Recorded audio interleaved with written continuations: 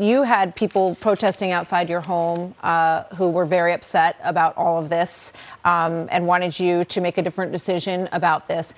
So what do you say about these individuals who clearly have, they're patriotic, they've gathered on the ellipse. Many of them deserve to be in the same category as people who rightfully protested over the summer about the things that they cared about. That's American. Everyone is allowed to do this and protest. The people who burned buildings, whether it was over the summer or whether it was storming into the Capitol yesterday, which was one of the most horrific sights that any of us have ever seen, deserve to be in a different category. Do they not?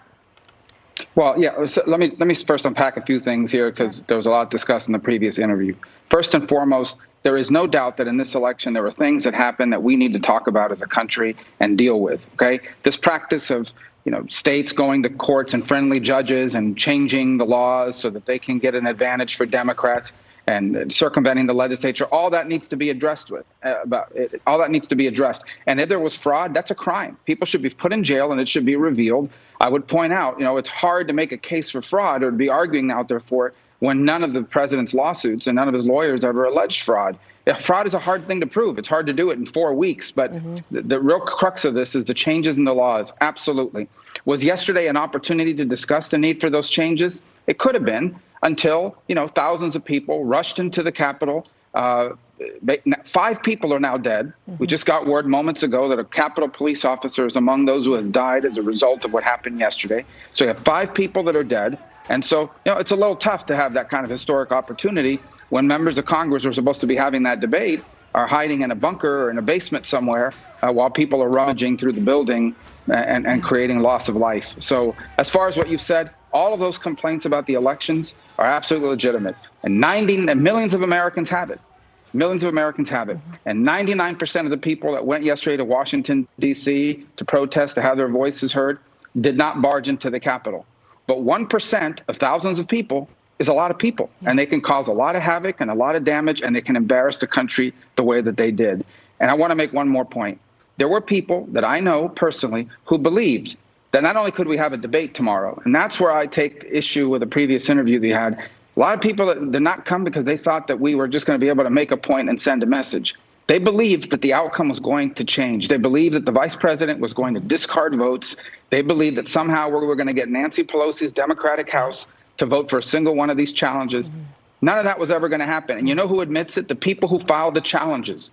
In the Senate, the senators who filed it said, we know we're not going to win, but we're making this point anyway. But people were led to believe that these challenges would prevail and that and when it didn't happen, yes, a small group of people, but nonetheless a significant group of people created a tremendous amount of damage.